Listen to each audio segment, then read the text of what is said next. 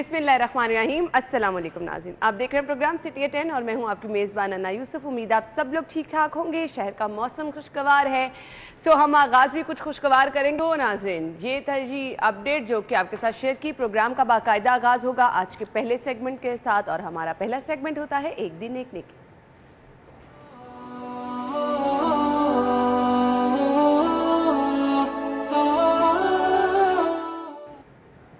आज का पैगाम क्या है आपके साथ शेयर करेंगे। नहमदुहु व नसल्ली अला रसूलिहिल करीम, अम्मा बाद। मेरे दोस्तों, बुज़ुर्गों, भाइयों, मेरी बहनों और ख़ुसूसन वो मेरी बहनें और मेरे भाई जो हज पे जा रहे हैं उनसे इल्तिमास है कि पहले हज का तरीक़ा सीख के जाएं ताकि रसूल अकरम सल्लल्लाहु अलैहि वसल्लम की एक एक सुन्नत के मुताबिक ये हज करें और रसूल अकरम सल्लल्लाहु अलैहि वसल्लम के दरबार आलिया पे जाएं तो उसके आदाब को मलहूज़ ख़ातिर रख कर जाएं। इसलिए मैं अपनी बहनों से, भाइयों से जो खुश नसीब लोग हैं ये बताता जाऊँ, कोई आदमी अपने माल से नहीं जाता जब तक अल्लाह उसको नहीं बुलाता, लिहाजा मैं उन भाइयों से इल्तिमास करूँगा नमाज का तरीक़ा, हज का तरीक़ा, वज़ू का तरीक़ा ये सीख के जाए ताकि आपका हज सुन्नत के मुताबिक अदा हो सके। अल्लाह मुझे भी आपको भी अमल करने की तौफ़ीक़ अता फ़रमाए। आमीन आमीन आमीन। जी, तो ये जी आज की अच्छी बात थी जो कि आपके साथ शेयर की है। जी आज का पैगाम, जुम्मे का मुबारक दिन है। आप लोगों से रिक्वेस्ट ये है अपनी दुआओं में हम सबको याद रखिएगा। सो पहला सेगमेंट तो शामिल कर लिया। अब मौसम की बात करनी है। शदीद गर्मी के बाद शहर का मौसम खुशगवार हुआ है और कल तो बारिशों की प्रेडिक्शन थी। कल वैसे सारा दिन मैं वेट करती रही कब बारिश होगी, लेकिन रात को आंधी भी चली, बारिश भी हुई और मौसम तो खुशगवार हुआ, लेकिन कुछ इलाकों में लोड शेडिंग भी हुई और फिर आंधी के बाद जो घर में सब कुछ हो जाता है उससे तो एक्चुअली परेशान हो जाता है। लेकिन इस सब पर अल्लाह ताला का शुक्र ये है कि शहर में जो बहुत ज़्यादा शदीद गर्मी की लहर थी उसमें कमी आई है और मौसम खुशगवार है। सुबह से ही, दिन के आगाज़ से ही हल्की फुल्की बारिश हो रही है, बल्कि कुछ इलाकों में तेज़ बारिश भी हुई है। सो अभी के मौसम की सूरत हाल टुडेज़ वेदर में।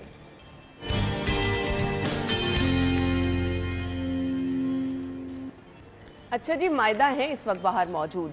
जी मायदा, बताइए इस वक्त क्या बारिश हो रही है? सुबह तो बारिश हो रही थी और बताइएगा पूरे दिन के लिए क्या प्रेडिक्शन है, बारिश होगी आज सारा दिन?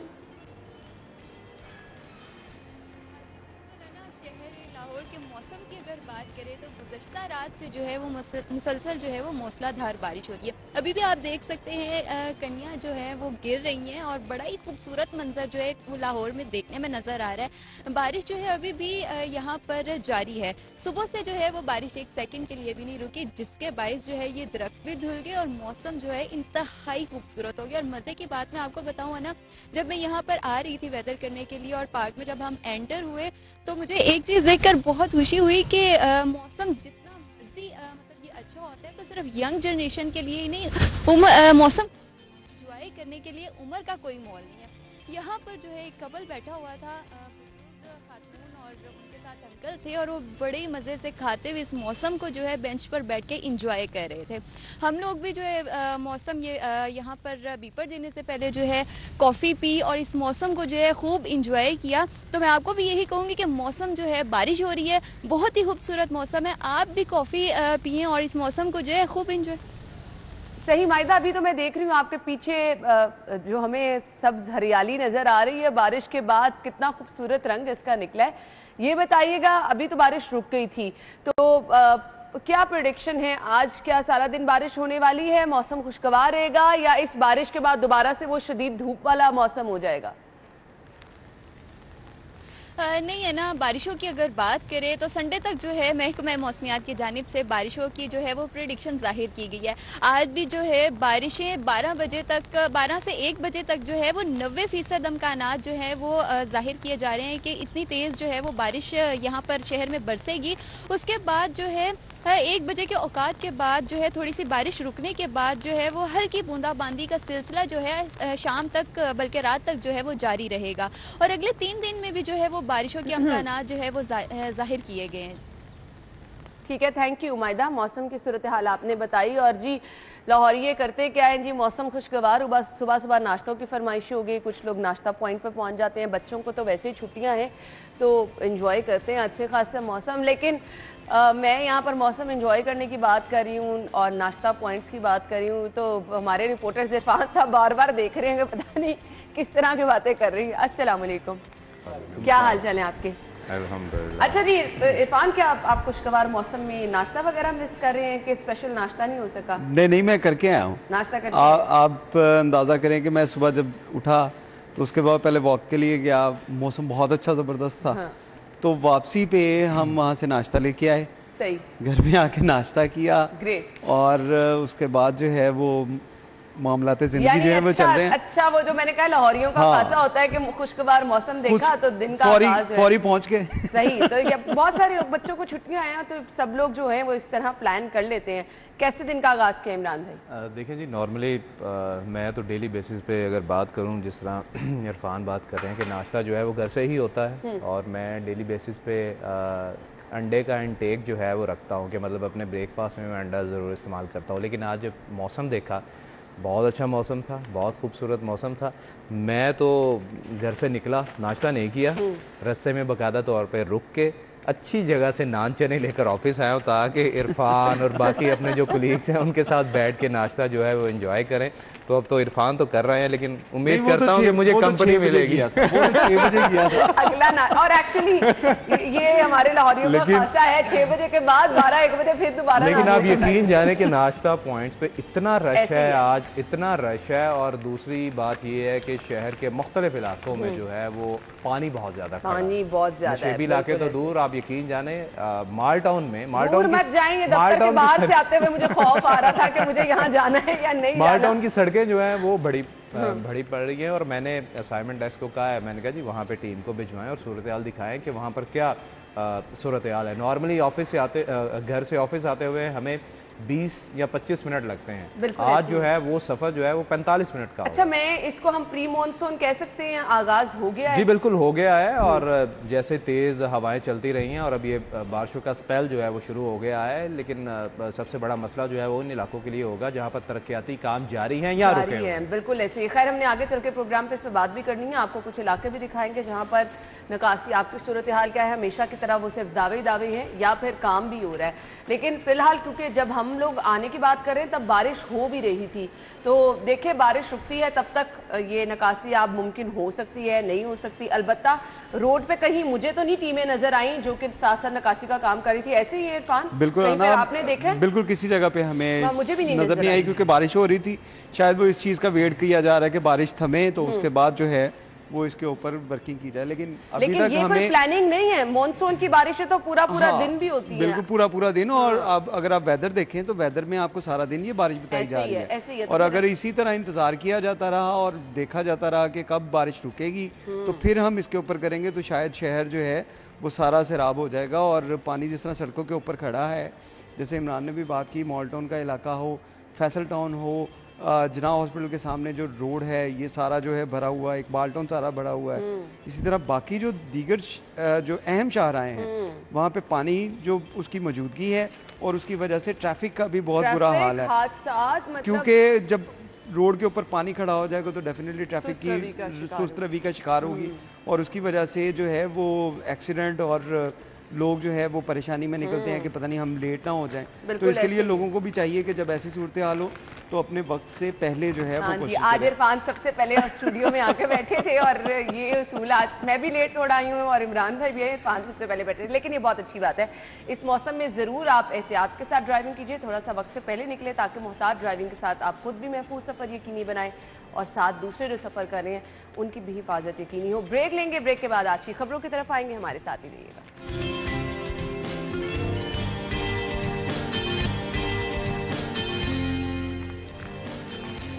Welcome back. शो में आपको एक बार फिर से खुश आमदीद कहेंगे। आज की पहली खबर है लेस्को का शॉर्टफॉल 700 मेगावाट, लोड शेडिंग बेकाबू। अच्छा, अब ये मौसम तो खुशगवार हो गया है, तो लोड तो कम हो जाना चाहिए, लेकिन कसर इस तरह से पूरी कर देते हैं कि हमारी यहाँ ट्रांसमिशन लाइनों की हालत इतनी बोसीदा है, आंधी चले, हल्की फुल्की बारिश हो, मानसून की बारिशों में वैसे लाइट गायब रहती है।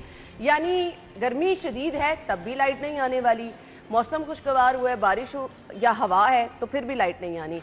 इमरान भाई आपसे आगाज़ कर लेते, ठीक कह रही हूँ मैं? देखिए जी, बिल्कुल अगर बात की जाए लेस्को के हवाले से, तो जो बिजली इस वक्त कंज्यूम हो रही है, वो जो इनकी डिमांड है वो 5000 से ज़ायद है, तो 5300 समथिंग जो है वो इनकी डिमांड है। और जो नेशनल ग्रिड से बिजली मिल रही है वो 4600 के करीब है, जैसे कि शायद सिप्रा ने बताया, तो 700 मेगावाट का शॉर्टफॉल जो है वो मौजूद है, चल रहा है।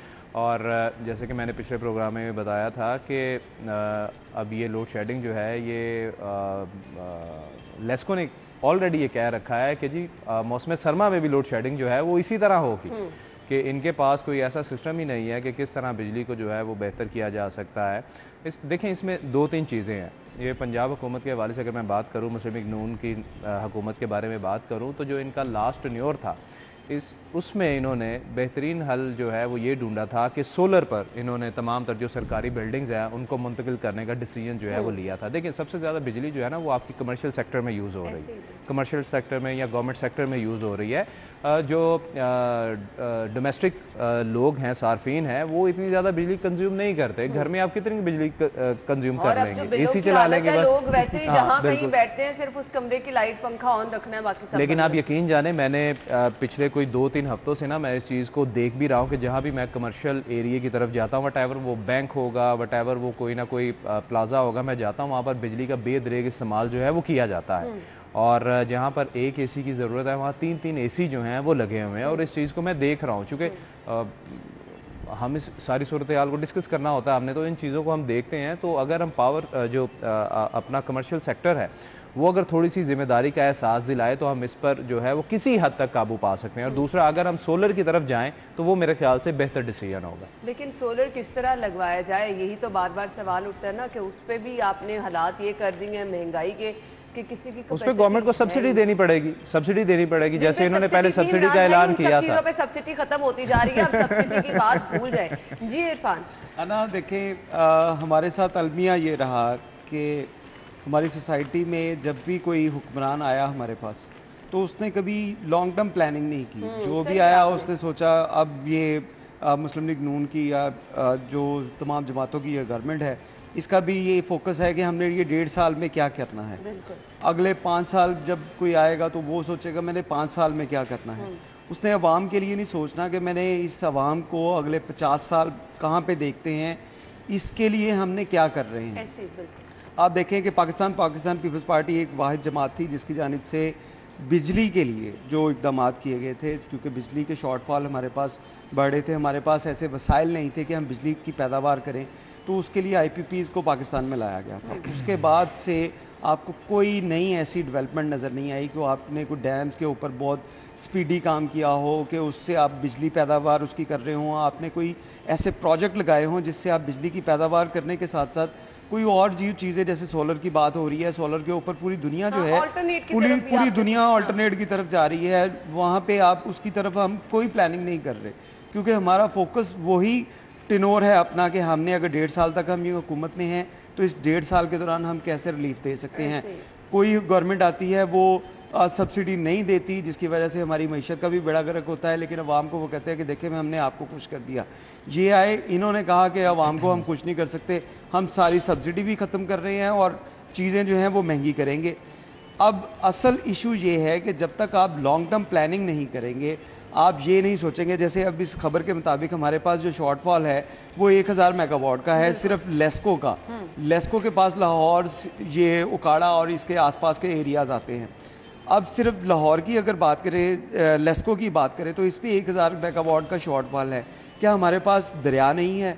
हमारे पास नहरें नहीं हैं? हमने कभी लेस्को कंपनी ने कभी इस तरफ सोचा या कभी किसी सियासतदान ने इस बारे में बात की कि हमने इनके लिए कुछ सोलर का इंतजाम करें, कोई हुकूमती सतह के ऊपर हम कोई ऐसे वहाँ पे डैम बना दे, छोटे छोटे बनाए जा सकते हैं। नहर के ऊपर देखें, एक स्टडी भी थी कि नहर के ऊपर आप अगर छोटे छोटे डैम्स बनाएं तो उससे आप बड़ी हद तक जो है वो लाहौर की बिजली जो है उसकी पैदावार में अच्छा खासा माजरत के साथ ये आप जो बातें कर रहे हैं ना, ये तो पब्लिक इंटरेस्ट के लिए अगर कोई सोचे तो वो ही कर सकता है ना। यहाँ मैं वही बात कर रहा हूँ, हमारा अलमिया ये है। यहाँ पर ये करते क्या है, जो भी गवर्नमेंट आएगी ना वो अगली हुकूमत के लिए ना कोई मसाइल पैदा करके जाएगी कि हम निकल जाए, हम ये 1.5 साल में निकल जाए या 5 साल में निकल जाए, अगला आएगा तो वो फंसेगा। बिल्कुल ऐसे ही है। लेकिन अगर हम यहाँ पर बात कर लें पाकिस्तान मुस्लिम लीग नून की, बिजली के हवाले से तो खास तौर पे इन्होंने बड़ा नाम कमाया कि जी लोग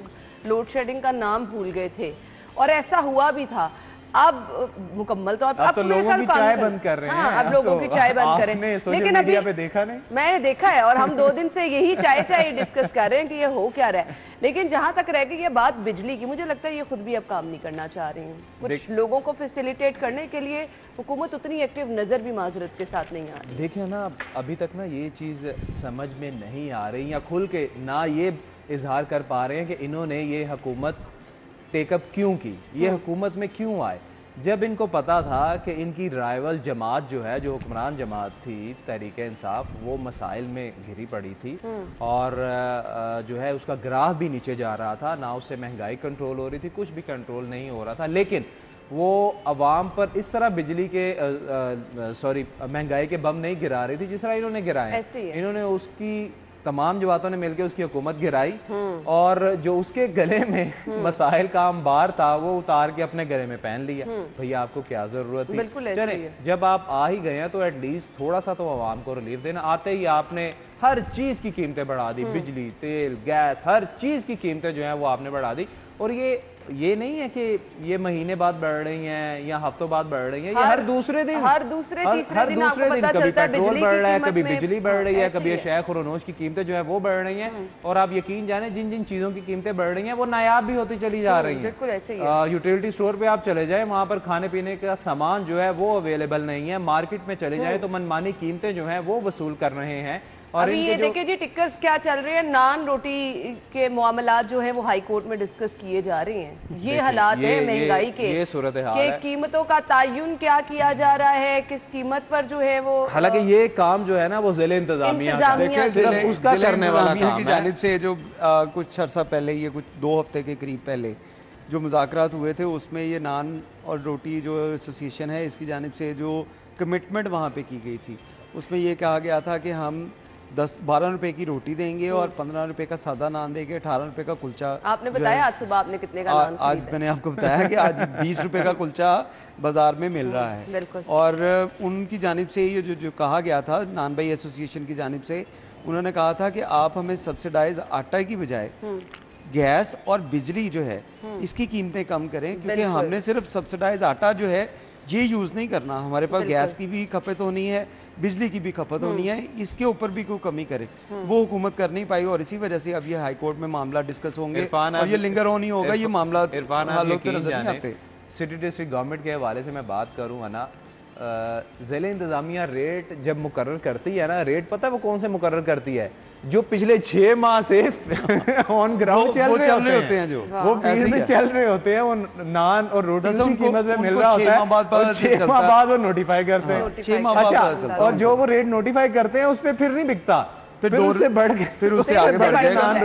ऐसे ही है, फिर इनकी अपनी रिटका नजर आती है। कल डीसी साहब की एक तस्वीर छपी थी हमारे अपने न्यूज़पेपर में और वो किसी नान वाली शॉप पे खड़े होके क्वालिटी का भी जायजा। नान पता क्या बिक रहा है? जो 15 रुपए इन्होंने, अच्छा नान भाई एसोसिएशन जो नान भाई होते हैं वो करते क्या है? अच्छा जी, जो गवर्नमेंट का रेट है 15 रुपए का नान है, अगर हम लें फॉर एग्जांपल, तो वो नान को क्या करेंगे, वो तिलों के बगैर जो आम सा कुलचा है ना वो 15 रुपए में कर देंगे। जो थोड़ा एक नॉर्मली बेहतर कुलचा जो होता है, जो शहरी अपने घरों में खाते हैं, जो खाना चाहिए, वो 20 रुपए का मिलता है। और ये बिल्कुल ये इरफान सही कह रहे हैं कि 20 रुपए का जो है वो रेट मुकर्रर कर दिया गया है। और चाहे कोई भी आप समनाबाद, इकबाल टाउन, सब्जाजार कहीं भी आप चले जाएं, आपको 20 रुपए का चले जाएं, वहाँ तो कीमत ही अलग है, वहाँ पर तो आपको उस हिसाब से चीजें मिलती हैं। खैर, अब जहां तक रहेगी लोड शेडिंग की बात, इस पर तो काबू फिलहाल पाया नहीं जाएगा, लोड शेडिंग होगी।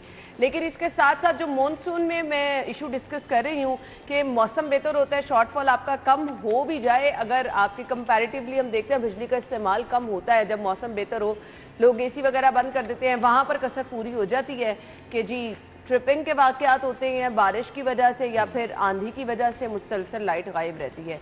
तो दोनों सूरतों में ये मसला जूं का तू रहेगा।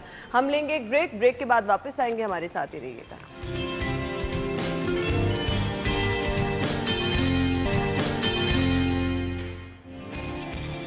Welcome back. हम एक जगह जी मैं तो यही कहूँगी वाकई रोना रो रहे हैं, हर कोई परेशान है। महंगाई मतलब आपके खाने के टेबल पे ये बात डिस्कस हो रही है, आपके ऑफिस में ये बात डिस्कस हो रही है, आप कहीं मतलब इंजॉयमेंट के लिए भी जा रही है, सिर्फ और सिर्फ महंगाई ही है जो कि डिस्कस हो रही है। लेकिन खबर ये ज़बरदस्त है जी, बुज़दार की परवाज, साबिक वज़ीर आला के 420 फ़ज़ाई सफ़र कौम को 45 करोड़ रुपए में पड़े। वाह जी इरफान।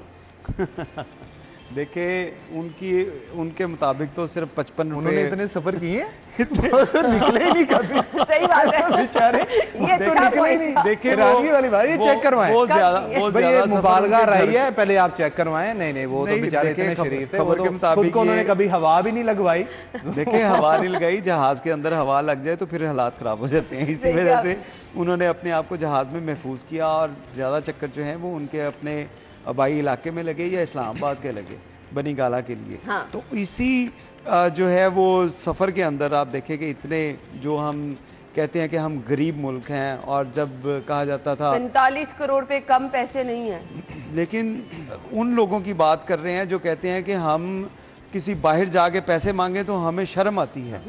इमरान खान हमें इमरान खान ये बताया करते थे कि मैं जब बाहर जाऊंगा पैसे मांगने में मुझे शर्म आएगी। अपनी ये चीज़ें हरकतें देखकर ये कभी किसी को शर्म नहीं आई कि हम हैली से जो है कभी जाते थे पीएम हाउस के लिए बनी गाला से उतर के, कभी हम जहाज़ पे बैठ के अपने ट्रैवल कर रहे हैं। मोटरवे नवाज शरीफ ने बनाया था ना, इसलिए वो शायद वो इस वजह से उसका सफ़र करना उन्होंने मुनासिब नहीं समझा और उन्होंने कहा कि मैं बाई एयर ही जो है सफ़र करता रहा हूँ।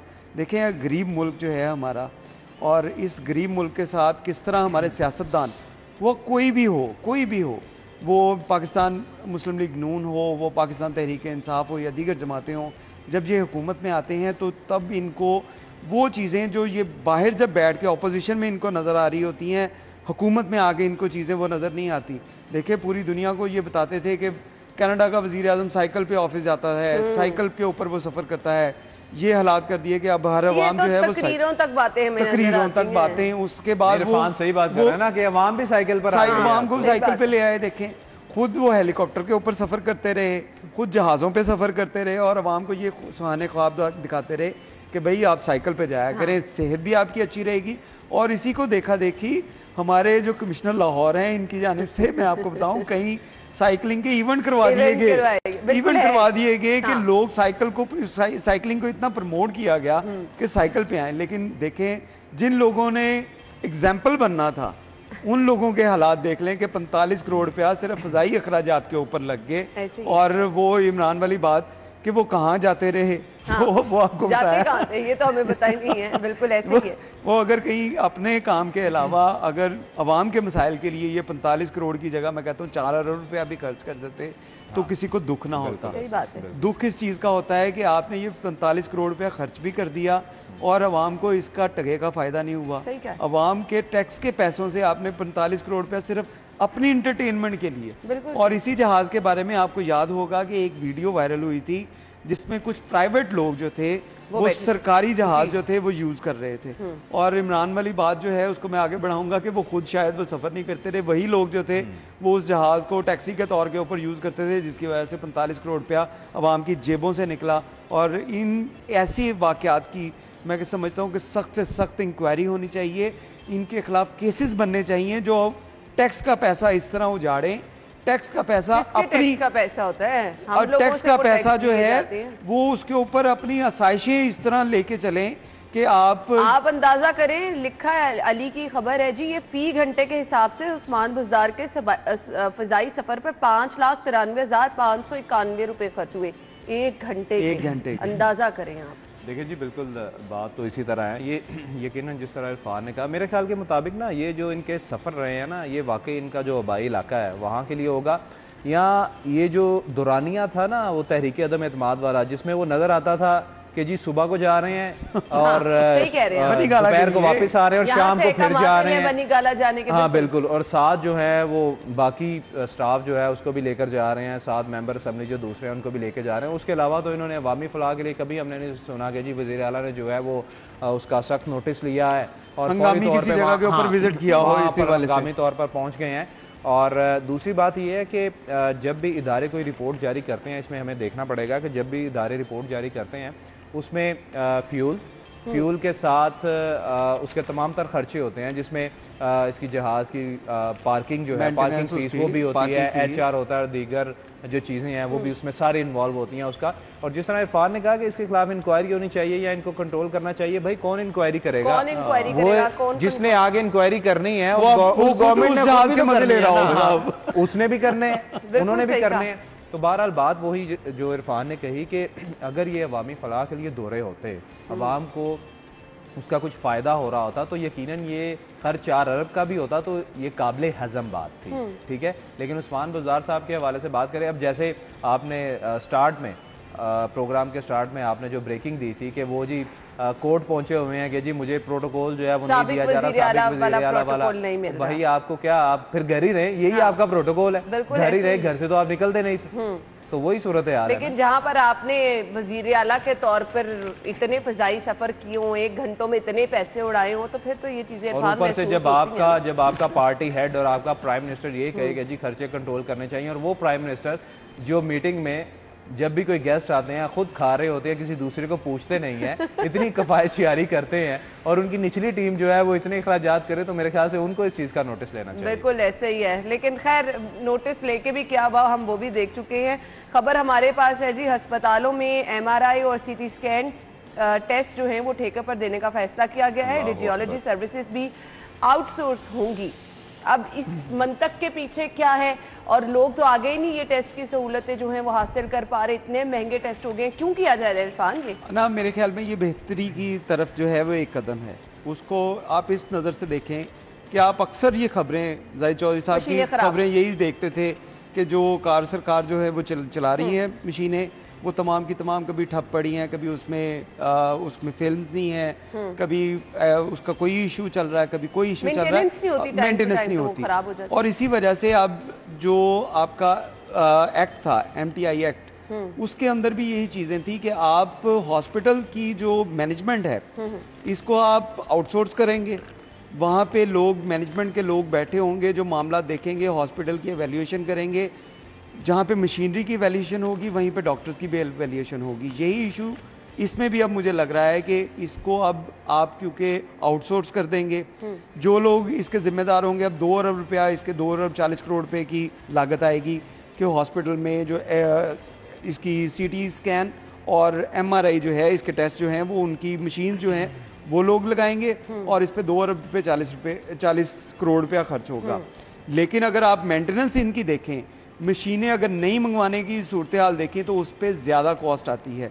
तो इसलिए मैं समझता हूँ ये अच्छा इकदाम है कि अगर आप इसको ठेके पे दे देते हैं, लेकिन उसके साथ साथ आपको ये देखना है कि जो टेस्टों की फीस है उसके अंदर इजाफा ना हो। अगर वहाँ पे इजाफा होता है तो ये अवाम के साथ एक बड़ा जबरदस्त ज्यादती होगी। प्राइवेट अस्पताल भी हैं जहाँ से लोग जाके जो वहाँ से लोग करवा सकते हैं, उनके लिए तो कोई इशू नहीं है। लेकिन अब अगर गवर्नमेंट ये सोच रही है कि हम इसको आउटसोर्स कर दें, वो इसकी मेंटेनेंस देखें, जो हमें इश्यूज आते थे, क्योंकि इश्यूज ये आते थे कि आप बाहर की मार्केट से ये मशीन मंगवाते थे, उसके बाद मेंटेनेंस के लिए भी आपको उन्हीं से रब्ता करना, उनके टेक्नीशियन आते थे, वो टेक्नीशियन आते थे या स्पेयर पार्ट्स आते थे, तो उसमें टाइम ड्यूरेशन लग जाती थी। जब आप किसी के साथ ठेका कर लेंगे तो उसकी सारी जिम्मेदारी उस कंपनी की होगी जिसने ये ठेका लेना है। तो इसके लिए अगर ये इस तरह होगा कि लोगों को उसी रेट के अंदर, जो रेट हुकूमत की तरफ से पहले डिसाइडेड थे, जो MRI के टेस्ट के पैसे लिए जा रहे थे या CT स्कैन के लिए जा रहे थे, अगर उसी में इसको बेहतर किया जाएगा तो मैं समझता हूँ बेहतर है। लेकिन अगर इसमें इनकी कीमतें बढ़ी तो फिर ये अवाम के साथ एक बहुत ज्यादती होगी। सही, क्या कहेंगे इमरान भाई? देखें जी, मैं तो यही बात करूँगा कि किसी भी इदारे को बेहतर करना है तो ऑब्वियसली जब भी वो पब्लिक प्राइवेट पार्टनरशिप पे आता है वो इदारा बेहतर हो जाता है, वो बहुत बेहतर हो जाता है। लेकिन इसमें हुकूमत की नाअहली होती है, वट एवर वो कोई भी हुकूमत हो। देखिए 2 चीज़ें हैं ना जो कि हम किताबों में भी पढ़ते हैं, अपनी ख़बरों में भी लिखते हैं, कहीं बैठे हों वहाँ पर भी बात करते हैं, किसी फोरम पर भी बैठे हों तो वहाँ पर भी हम अपनी तकरीरों में ये बताते हैं कि जी हेल्थ और एजुकेशन, और ये सिर्फ दो शोबे हैं, ये सिर्फ दो शोबे हैं जिसको अगर बेहतर कर दिया जाए, वटएवर वो कोई भी गवर्नमेंट करे, जब इन दो शोबों को बेहतर कर दिया जाए, आप यकीन जाने उस कौम और उस मुल्क की ना कामयाबी जो है ना वो 100% यकीनी है। लोग होंगे रोजगार कमा सकेंगे, सेहतमंद लोग होंगे, तो हमारी जो भी गवर्नमेंट आती है वो नारा यही लेकर आती है कि जी हेल्थ और एजुकेशन सेक्टर को जो है वो हम बेहतर करेंगे। जब वो पोजीशन में होते हैं, इक़्तिदार से बाहर होते हैं, बहुत ज्यादा वावेला मचाते हैं कि जी जो करंट गवर्नमेंट है, सिटिंग गवर्नमेंट है, वो कुछ भी नहीं कर रही, हम आएंगे, हमारे पास ये प्लान है, हमारे पास ये पॉलिसी है। और जो भी गवर्नमेंट आती है वो फिर करती क्या है वो आप सबके सामने। अब आप यकीन जाने ये देखें कि भारत की हमसाया मुल्क है, उसकी छोटी सी मिसाल ले लें। चूँकि मेरी भाभी का ताल्लुक भारत से है तो वो हम उनसे ना ये डिस्कशन करते हैं। वो हमें बताती हैं कि हमारे वो इलाके जहाँ पर 2 वक्त की रोटी नहीं है, वहाँ पर भी बच्चे जो है ना वो पढ़ते हैं और वो इंग्लिश बोलते हैं। वो बच्चे लिटरली उनके पास 2 वक्त का खाना नहीं है लेकिन वो इंग्लिश, क्यों? देखें उनका लिटरेसी रेट इसीलिए तो ज्यादा है। पूरी दुनिया पे वो छाए हुए हैं, चाहे IT है, टेक्नोलॉजी है, हर जगह वो लोग आगे हैं। क्यों? उन्होंने तालीम की तरफ खसूसी तवज्जो दी। और हमारे यहाँ पर हो क्या रहा है, सरकारी स्कूलों की हालत आपके सामने है। गवर्नमेंट जब आती है वो प्राइवेट सेक्टर को मजबूत करती है और प्राइवेट इदारे हमारे जो है वो आप सबके सामने हैं। यूनिवर्सिटीज, कॉलेजेस, स्कूल जो है वो बेहतरीन तालीम दे रहे हैं, चाहे वो फीसें जितनी भी ले रहे हैं, उनके जितने भी खर्चे होंगे, उनके भी कई मसाइल हैं।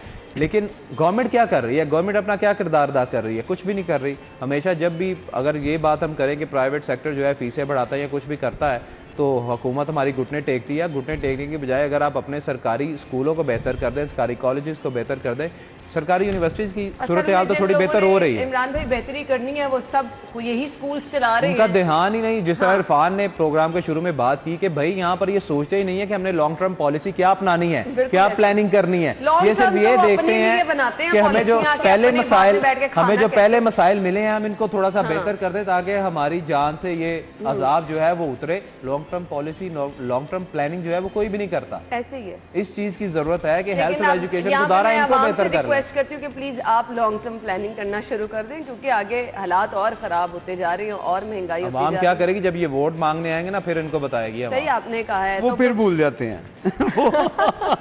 ये आपने बिल्कुल ठीक कहा है। ये तो आप यूथियों और पटवारियों की बातें कर ऐसी है, ये लोग भूल जाते हैं।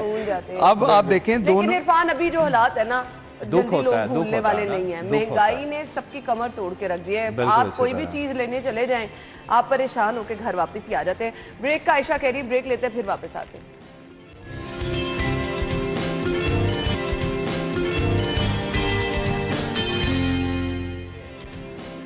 Welcome back. हर किसी का ख्वाब होता है अपना घर, और पूरी ज़िंदगी बंदा अपनी जमा पूंजी इकट्ठी करता है कि जी अपना घर बनाना है। अब ये भी चीज़ें मुमकिन नहीं रही हैं कि आप कुछ सेविंग करें और कुछ बनाने का सोच लें, क्योंकि आपकी सेविंग करते करते जो महंगाई होती चली जाती है वो आपको इस स्टेज पे नहीं आने देती कि कुछ बन जाए। तामीराती मटीरियल की बात कर लेते हैं जी।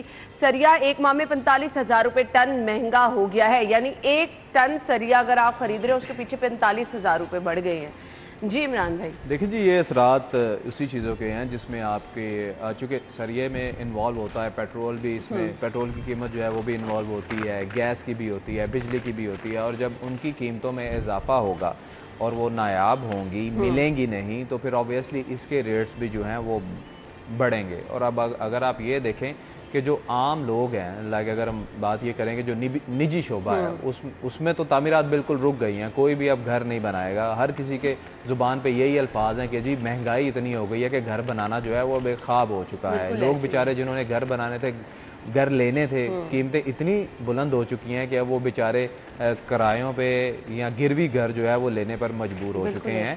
और ये सूरत हाल जो है ये मज़ीद ऐसे ही बेहतरी की तरफ तो नहीं जाएगी, बिगड़ती ही चली जाएगी। जो सूरत हाल है कि बिजली, गैस और इसके साथ साथ आपकी जो फ्यूल प्राइसेस जिस तरह बढ़ रही हैं, खाने पीने की चीजें इतनी महंगी हैं। और गवर्नमेंट ने ये कहा था कि जी अगर हम फ्यूल प्राइसेस बढ़ाएंगे तो उसके बाद डॉलर जो है वो नीचे आ जाएगा। अब दोनों पैरेलल भाग रहे हैं। पेट्रोल की कीमतें भी देखें कहाँ जा रही हैं और डॉलर देख लें वो भी 209 रुपए से कहाँ कहाँ चला गया है। तो आम आदमी जो है वो बेचारा तो वैसे ही पिस रहा है। और अगर हम बात करें प्राइवेट सेक्टर की, उन्होंने तो ये काम करने ही है, उन्होंने तो बढ़ाने ही है। मतलब हाउसिंग सोसाइटीज़ जो हैं वो बढ़ती ही चली जा रही हैं, वो अपनी कीमतें बढ़ाई चले जा रहे हैं, लेकिन लोगों की जो क़ुव्वत ख़रीद है वो ख़त्म हो गई है, कम नहीं हुई, ख़त्म हो गई है। अच्छा, ये जो सिचुएशन है मुझे लगता है कि जो अमीर है ना वो ज़्यादा ही अमीर होते चले जा रहे हैं और बेचारा गरीब जो है उसको समझ नहीं आ रही कि उसने भी बेचारे रो रहे हैं। सीरियसली ना, इसमें ये बात देखें कि आप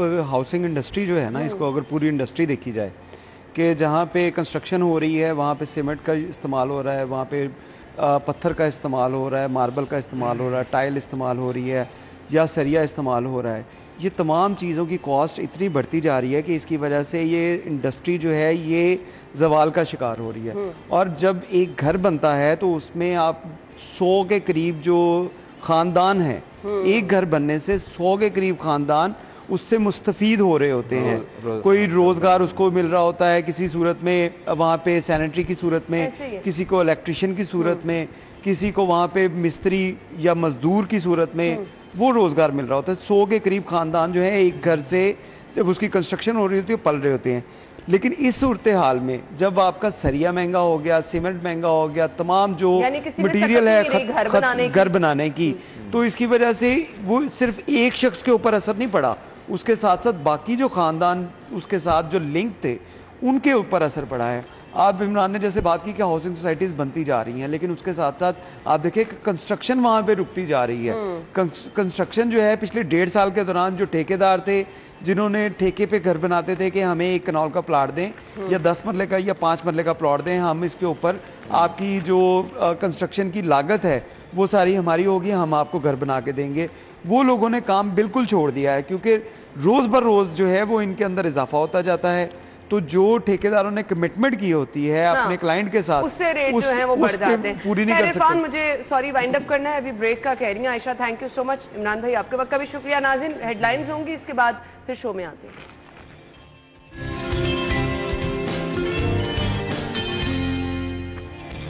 ब्रेक के बाद प्रोग्राम में आपको एक बार फिर से खुशामदीद कहेंगे। शहर का मौसम खुशगवार है, लेकिन इस खुशगवार मौसम के साथ जहाँ पे सुबह से हम देख रहे थे शहर में बारिश हो रही है और एक पुरसकून सा एहसास हो रहा है कि जी इतनी शदीद गर्मी के बाद मौसम खुशगवार हुआ है तो चले जी सुख का सांस लोग ले रहे हैं। लेकिन इस पर कुछ जहमत इस तरह से है कि जी अभी भी मुख्तलिफ इलाकों में निकासी आपके लिए कुछ नहीं किया गया और पानी जमा है। सो इसमें जैसे कि हमने अभी कुछ देर पहले भी डिस्कस किया था, ज़रूरी ये होता है कि आप मोहतात ड्राइविंग कीजिए, कुछ टाइम अपना इस तरह से मैनेज कीजिए कि जाने से पहले आप देख लें कि जी टाइम मार्जिन इतना रखें कि आप आराम से स्लो ड्राइव करें ताकि आराम से अपनी मंजिल पहुंच सकें। आगे बढ़ते हैं प्रोग्राम के सिलसिले में, हम आपको टिप्स आपके साथ शेयर करते हैं, वो चीज़ें जो कि आपके घरों में आपके किचन में मौजूद होती हैं लेकिन आपको नहीं पता कि वो आपके लिए किस तरह से बेनिफिशियल हो सकती हैं, किस तरह से एक चीज़ 10 कामों में आपके इस्तेमाल आ सकती है। हर घर में मुझे लगता है जी एलोवेरा का पौधा जो है वो सबने एलोवेरा का लगा के रखा है, जिससे कबाल गंदर भी कहा जाता है। सो अब इसका इस्तेमाल क्या क्या है, इसको कहाँ कहाँ इस्तेमाल किया जा सकता है, वो मैंने आपको बताना है। सबसे पहले जी एलोवेरा जेल पाउडर जो है वो ब्लड प्रेशर को कम करने में मददगार साबित होता है। ब्लड प्रेशर के मरीजों के लिए जी ये बहुत अच्छी चीज़ है, तो इसका इस्तेमाल कर सकते हैं आप। अगर आपके घर में नहीं है तो इसको फौरी तौर पर लगा लें, कोई इतना मुश्किल काम नहीं है। ठीक है जी, ब्लड शुगर को मुस्तहकम करने में भी यह मदद, डायबिटीज़ के पेशेंट हर दूसरे घर में है, सो अगर आप इसका इस्तेमाल कर रहे हैं तो डायबिटीज़ भी कंट्रोल हो जाती है। माउथ वॉश में एलोवेरा जो है वो दांतों की सेहत को बेहतर बनाता है। सो अगर आप सेहतमंद दांत चाहते हैं तो एलोवेरा का इस्तेमाल आप यहाँ भी कर सकते हैं। इसके अलावा जी एलोवेरा कोलेजन की पैदावार को मुतहरिक करता है और इसके साथ साथ उम्र बढ़ाने में भी मददगार साबित होता है। इसके बाद एलोवेरा जेल जो है सनबर्न की सोजिश के लिए भी जो है वो मददगार साबित होता है, इसकी सोजिश को कम करता है। एलोवेरा जेल कुदरती तौर पर एक्नी हर दूसरे बंदे का मसला है।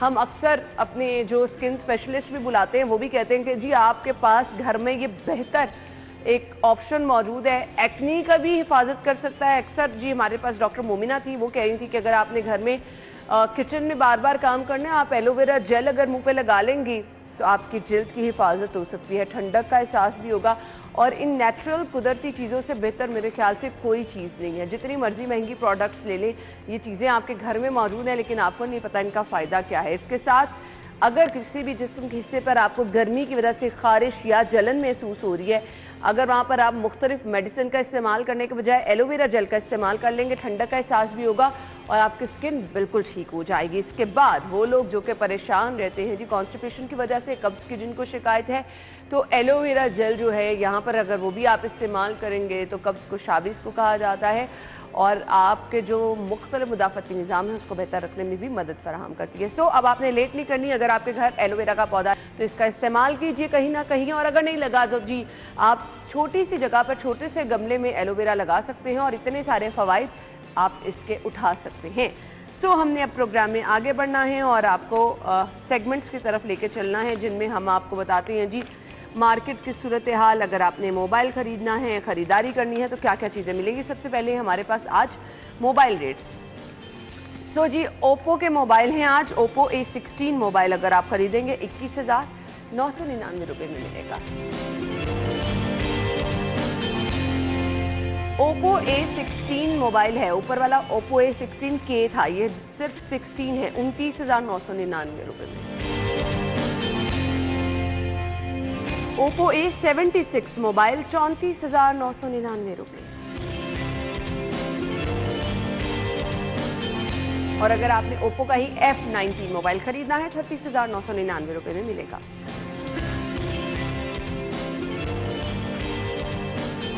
तो मोबाइल के बाद अगर आपने जी कपड़ों की खरीदारी करनी है तो हम आपको बताएंगे कि कौन कौन से ब्रांड पर ऑफ लगी है।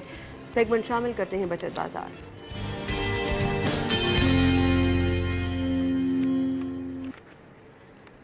जी तो बचत कैसे हो सकती है, किन किन ब्रांड्स पर ऑफ लगी है, ये मैं आपको बता देती हूँ जी। पहला ब्रांड हमारे पास है जहाँ पर आप जाएंगे अलमेरा, अप टू 50% ऑफ है।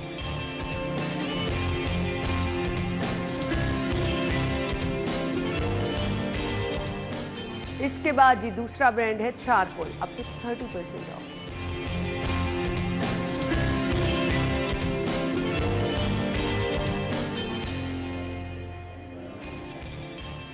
रॉयल टैक्स पर अगर आप जाएंगे अप टू 20% ऑफ।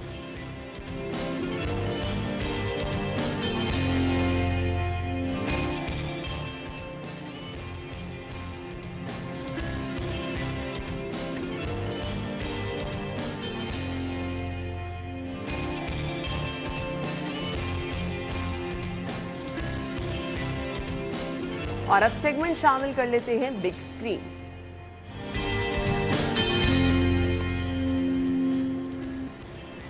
तो आज की रेट लिस्ट क्या है आपके साथ शेयर करेंगे।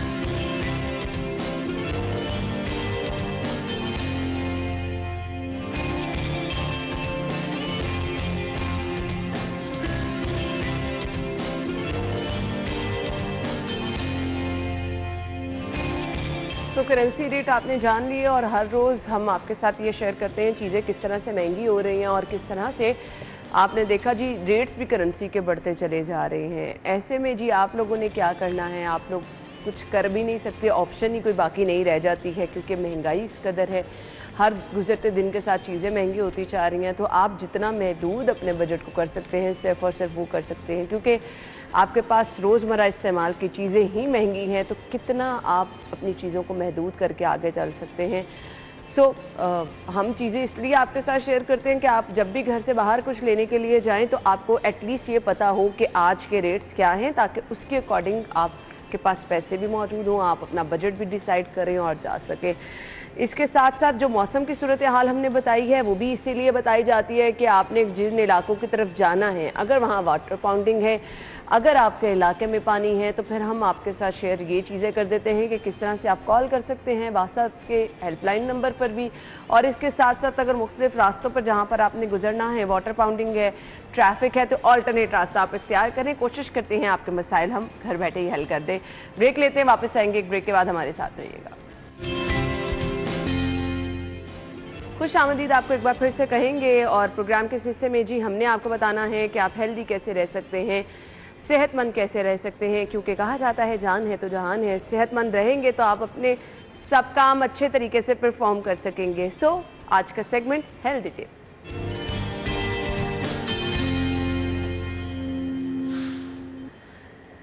जी तो हम चलेंगे रहमान की तरफ, जो कि हमें बताएंगे कि किस तरह से फिट रहना है। हर रोज़ की एक्सरसाइज एक हमारे साथ शेयर करते हैं, घर बैठ के आपको बताते हैं कि कौन कौन सी एक्सरसाइज करके आप घर में फिट रह सकते हैं। सो रहमान, ओवर टू यू। अस्सलाम वालेकुम, मैं हूं रहमान अब्बास, आपका लाइफ कोच। आपने देखा होगा कि आज मैं सबसे पहले मैट के ऊपर बैठा हूं क्योंकि आज ट्रेनिंग ऐसी है आपको बताने के लिए। क्या करें, इंटरनेशनल इशू है, हाँ पेट बढ़ जाए तो क्या करें, फिक्र रहती है। क्योंकि कपड़े भी इस आगे पहने हों अच्छे शेप अप करने के लिए, तो हमें ये इन चीज़ों का ख्याल रखना होता है। क्योंकि क्या करें, जब खाते हैं तो सारा यहाँ आके स्टोर हो जाता है, ये इतना स्टोर एरिया बड़ा हो जाता है। जहाँ भी जाएं सबसे पहले सर ये कम कैसे होगा, कैसे करना है, इसको कंट्रोल कैसे करना है, तो ये सारी चीज़ों का सलूशन। लेकिन लेकिन लेकिन उसके लिए ज़रूरी ये है कि आपने प्रॉपरली एक प्लान के साथ रूटीन में इसको करना है। फिर ये नहीं कि एक दिन कर लिए, ठीक है सर ने कहा था हमने फॉलो कर लिया, अब करने की क्या ज़रूरत है, अब थोड़ा सा खा लें, ऐसा कुछ नहीं करना आपने। लेकिन एक सिस्टमेटिकली रूटीन में मैं करता हूँ, खुद रूटीन में every other day core training में करता हूँ, क्योंकि ये सेकंड बिगेस्ट मसल है। तो इसको हम इग्नोर कैसे कर सकते हैं। सबसे पहले फैट स्टोर होती है आपके फेस में, फिर उसके बाद आपके कोर एरिया में, फिर आपके हिप एरिया में। तो इसको हम इग्नोर कैसे कर सकते हैं। और वैसे भी यहाँ पे फैट है तो 100 बीमारियों की जड़ है, क्योंकि हम इस जड़ को क्यों ना ख़त्म कर दे। तो इसलिए मैं पहले ही मैट पे बैठा हूँ आपको ट्रेनिंग बताने के लिए।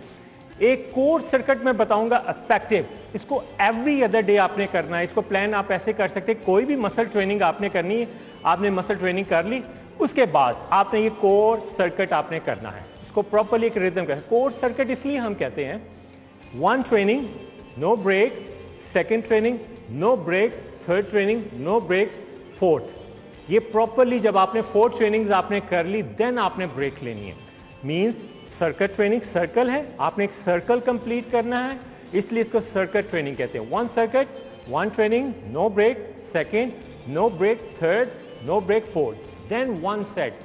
3 सेट्स आपने करने इफेक्टिव। मैं अपने क्लाइंट को कहता हूँ, उसके बाद लोगों को बताता हूँ, मुझे फीडबैक भी आता है। तो इस तरह का आपने प्रॉपरली सर्किट करना है, ताकि आपका कार्डियोवैस्कुलर सिस्टम भी स्ट्रांग हो और कोर एरिया भी। कार्डियोवैस्कुलर सिस्टम स्ट्रांग होगा तो तभी कोर एरिया स्ट्रांग होगा। मुझे डंबल्स चाहिए, डंबल नहीं तो कोई भी एक नॉर्मल वेट जो हाथ में ग्रिप हो सके। ले डाउन पोजीशन में लेट के करनी है। मैट चाहिए, कोई बात नहीं, अगर नहीं है तो हम स्ट्रेट कोई भी सॉफ्ट चीज़ बिछा लें ताकि बैक पे प्रेशर ना आए। तो चलें स्टार्ट करते हैं। मसल ट्रेनिंग आपने कर ली, जितने भी प्रोग्राम्स हैं उसमें जो भी आपकी साइकिल बनती है वो ट्रेनिंग आपने कर ली। अब कोर ट्रेनिंग आपने एंड पे करनी है, इसको लाजमी आपने करना है। तो चलें स्टार्ट करें। बाकी बातें मैं साथ साथ बोलता रहूँगा, क्योंकि साथ साथ मैंने ट्रेनिंग भी बतानी है, बोलना भी है। तो स्ट्रेट ले डाउन पोजीशन में मैट चाहिए, डंबल्स मेरे पास हैं, लाइट से डंबल चाहिए, बहुत ज़्यादा हैवी नहीं करने। वैसे single dumbbell 1 time, leg straight, okay. Right hand left leg touch करना है, स्लो रेंज ऑफ मोशन में बताऊंगा।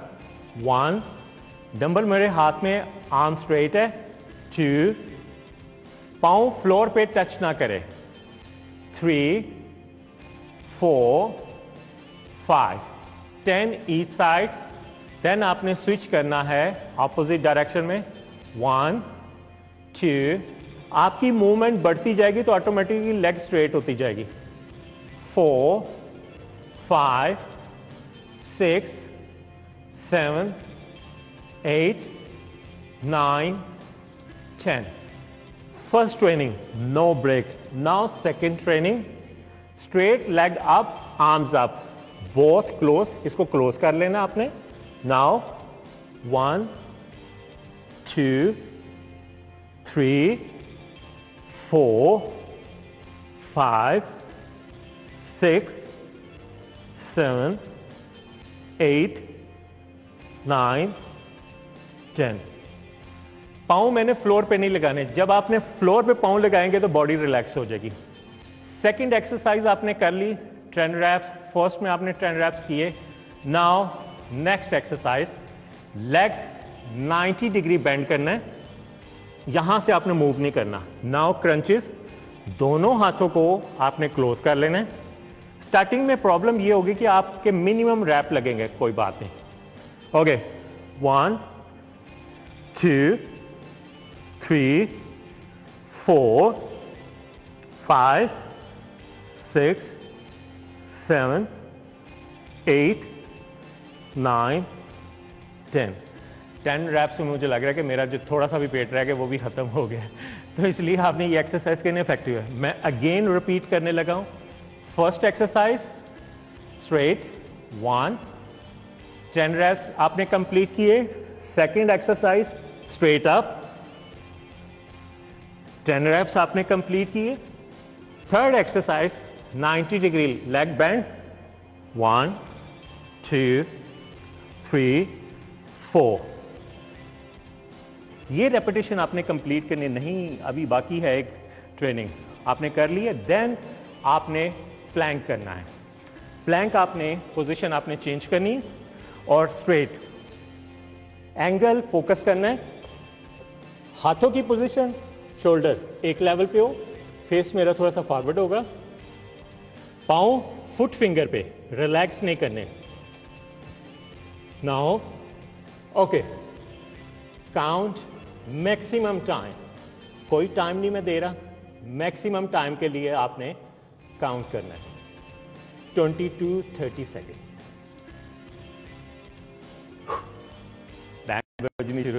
फर्स्ट सेट अभी किया है।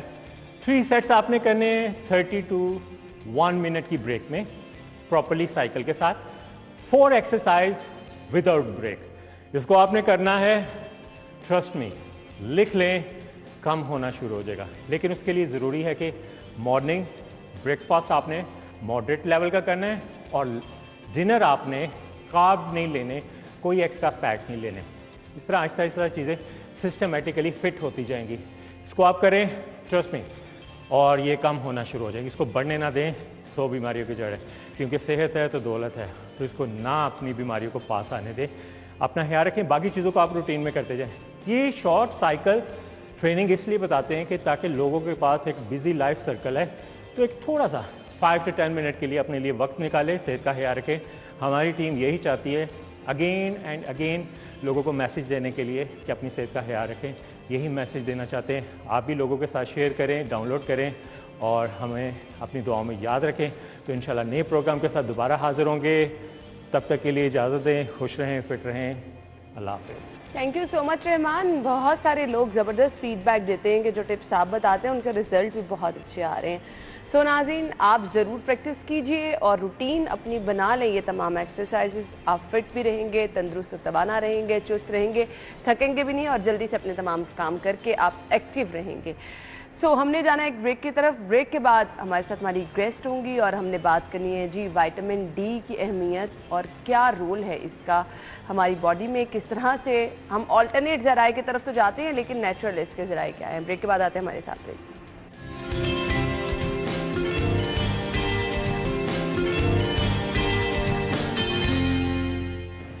वेलकम बैक नाज़रीन।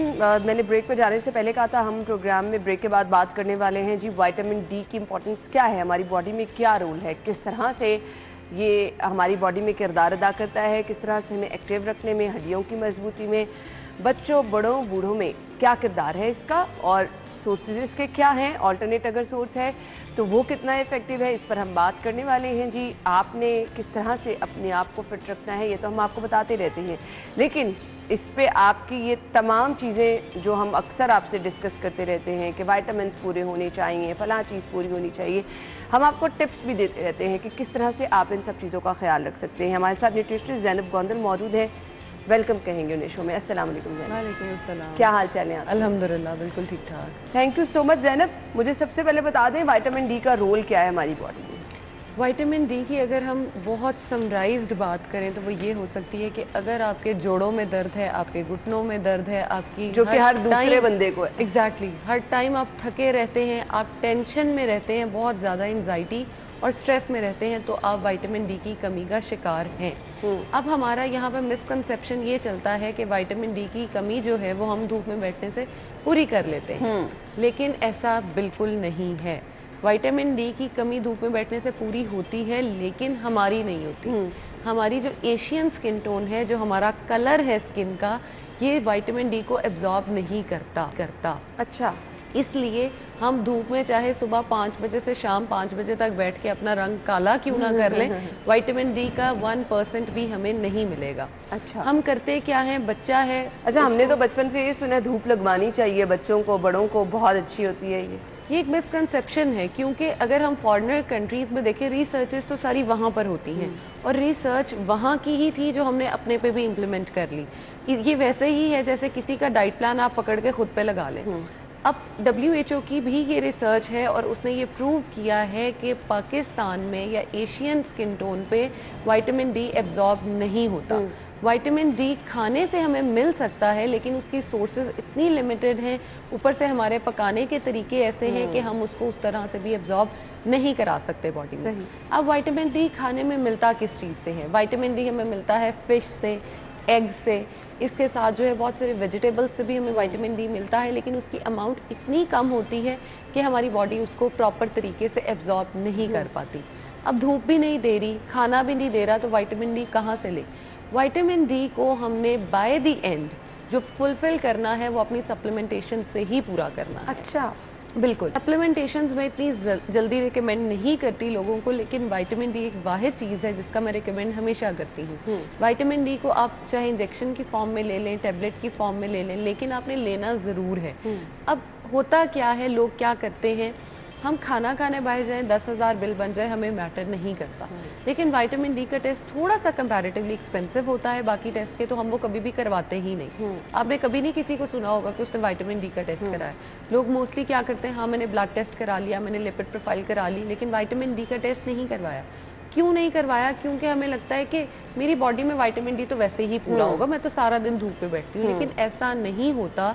हमारी बॉडी जो है वो इसके अगेंस्ट फाइट करना शुरू करती है। हमारी बॉडी में जितने वाइट ब्लड सेल्स बनते हैं उनको बनने के लिए भी विटामिन डी की ज़रूरत है। अगर आप हर टाइम स्ट्रेस में रहते हैं तो भी आप अगर विटामिन डी का कंजम्पशन शुरू कर दे तो बहुत हद तक जो स्ट्रेस है वो ओवरकम हो जाएगा। मुझे आपने बताना है कौन से लोग ऐसे हैं जो कि विटामिन डी की कमी का ज्यादा शिकार होते हैं। यहीं से हम गुफ्तगू का सिलसिला आगे बढ़ाएंगे। जैनब है हमारे साथ। जैनब, कौन लोग विटामिन डी की कमी का शिकार होते हैं? विटामिन डी की कमी में हम ये नहीं कह सकते कि औरतें ज्यादा होती हैं, बूढ़े ज्यादा होते हैं। बचपन से लेके बुढ़ापे तक आप किसी भी उम्र में विटामिन डी की कमी का शिकार हो सकते हैं, क्योंकि ये कहीं भी डिफाइंड नहीं है कि इतना होगा तो ही होगा। अब विटामिन डी की नॉर्मल रेंजेस की अगर मैं बात करूं तो वो 35 होती है, ठीक है, कम से कम 35 होनी चाहिए। मेरे पास जितने टेस्ट रिजल्ट्स आते हैं उनमें मैक्सिमम बहुत ऊपर किसी का है ना तो 20 आता है। अच्छा, इससे ऊपर मैंने बहुत कम हुआ है कि किसी का देखा हो, क्योंकि पहले हम टेस्ट नहीं करवाते हैं तो तब करवाते हैं जब बॉडी का सत्यानाश हो चुका होता है।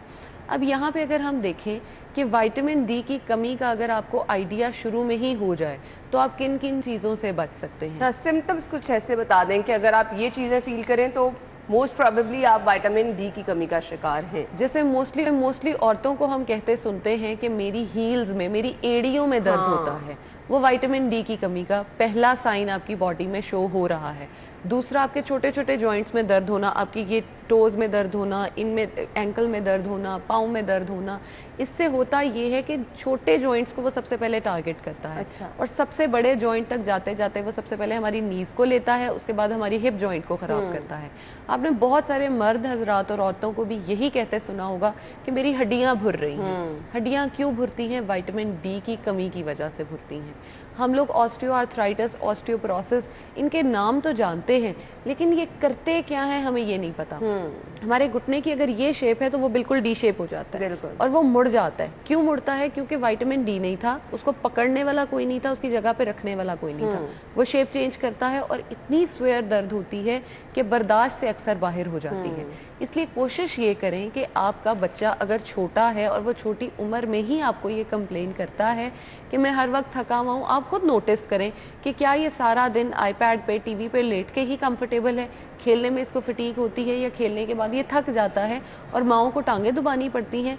उसी टाइम से ही बच्चे की सप्लीमेंटेशन, चाहे वो गमीज़ की फॉर्म में है, चाहे वो छोटी छोटी टैबलेट्स हैं, वो दें।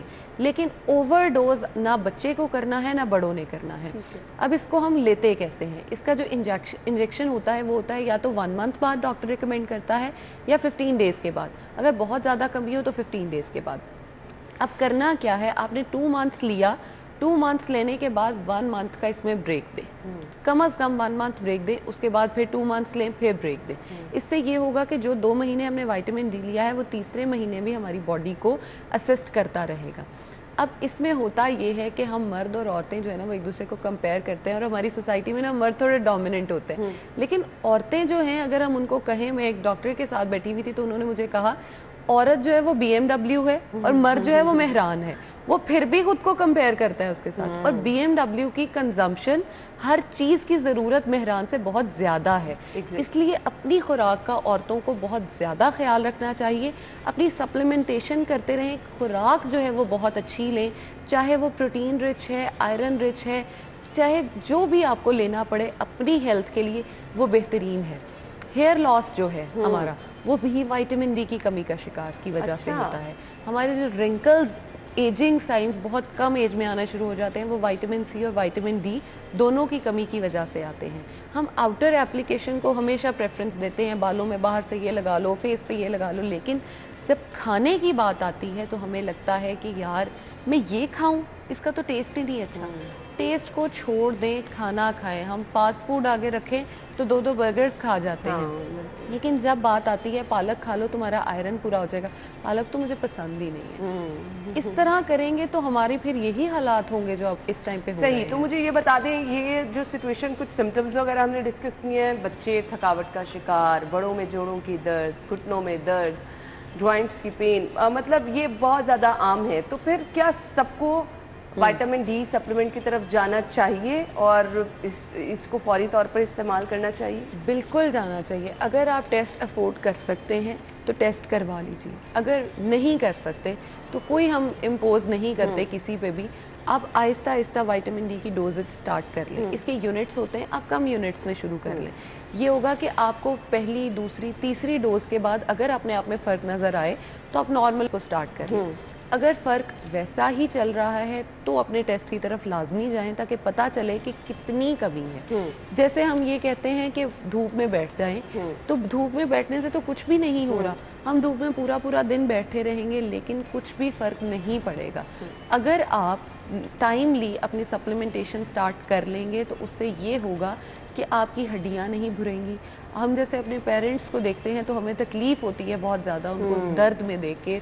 हॉस्पिटल्स चले जाएं तो भरी पड़ी हैं ओपीडीज दर्दों की वजह से, तो सिर्फ इसीलिए है क्योंकि हम टाइम पे ध्यान नहीं देते। हाँ, और टाइम गुजर जाता है तब आपको ये चीज़ें याद आती हैं। खैर, बहुत सारे लोग जो हैं वो ये भी डिस्कस करते हैं कि हामिला ख़वातीन के लिए विटामिन डी की कमी जो है वो नुकसानदेह साबित हो सकती है। कितनी और किस तरह इस कमी को पूरा करना है, लड़कियों के लिए ख़ास तौर पर विटामिन डी की कमी को कितना ज़रूरी है पूरा करना, एडल्ट्स में ख़ास तौर पर हम बात करेंगे। ब्रेक के बाद आते हैं, हमारे साथ ही रहिएगा।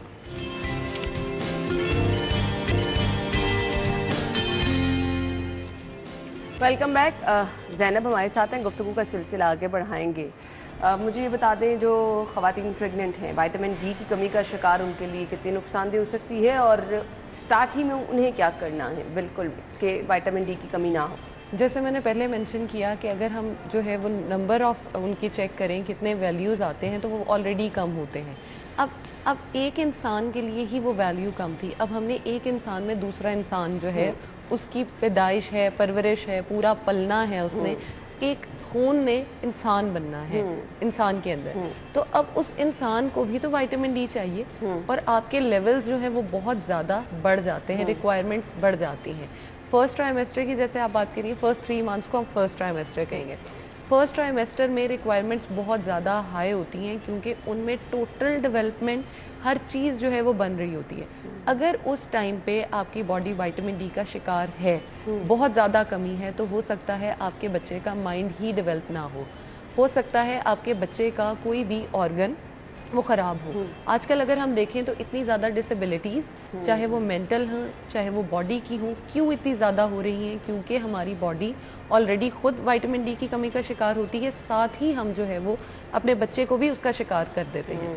हम कहते तो हैं, क्लेम ये करते हैं कि हम सबसे ज़्यादा मोहब्बत अपनी औलाद से करते हैं। क्या हम औलाद के लिए प्रिपेयर करते हैं खुद को?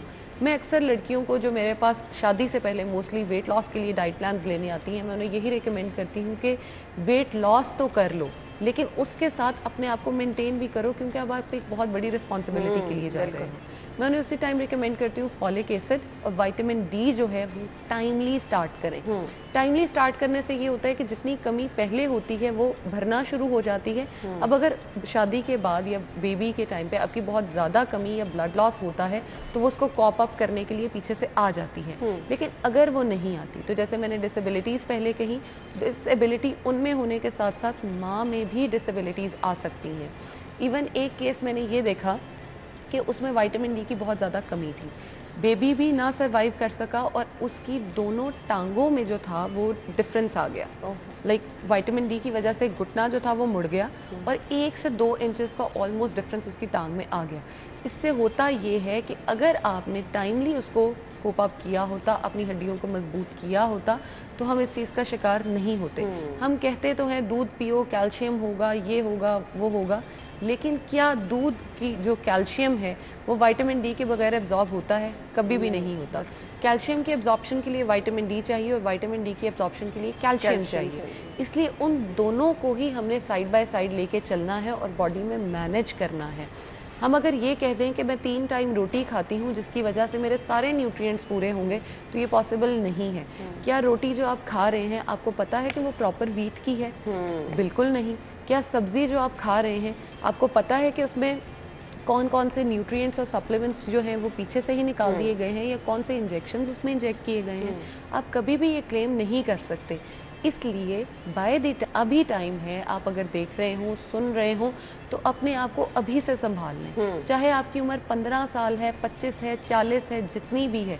अगर हम देखें हमारे बड़े बूढ़े जो हैं वो 50-60 में जाके उन बीमारियों का शिकार थे और हम आज ही कहते हैं मेरी कमर में दर्द है, मेरे घुटनों में दर्द है। तो ये सब सिम्टम्स होते हैं जी विटामिन डी की कमी के। इसके लिए आपको क्या करना है ये भी आपके साथ हमने शेयर कर दिया, तो ज़रूर आप इसका इस्तेमाल करें ताकि आप तंदुरुस्त रह सकें और ये छोटे छोटे मसाइल जो आगे चल के बड़े हो जाते हैं इनसे बच सकें। थैंक यू सो मच जाना, बहुत बहुत शुक्रिया। अपना ख्याल रखिएगा, कल मुलाकात होगी। अल्लाह हाफ़िज़।